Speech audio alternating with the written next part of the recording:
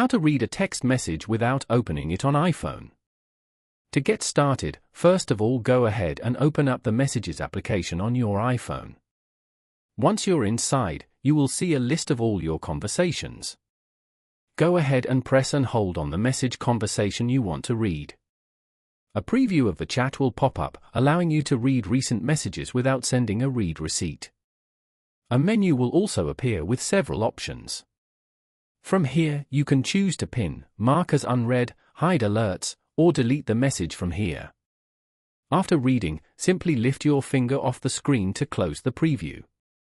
The message will remain marked as unread. Following these steps, you can easily reply to a specific message on an iPhone. Thank you for watching. Please leave a like if this tutorial helped you, or leave a comment below if you have any questions related to the video.